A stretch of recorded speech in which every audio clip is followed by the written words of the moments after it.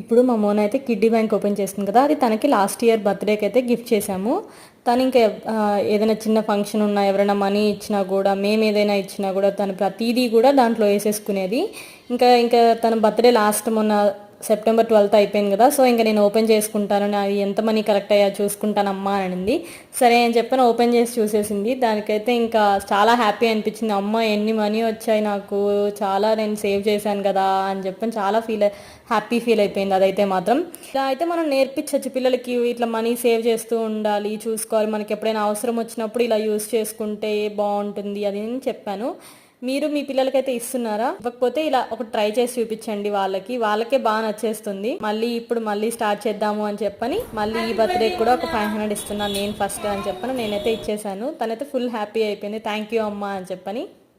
తను టోటల్గా ఎంత కలెక్ట్ చేసింది అనుకుంటున్నారు?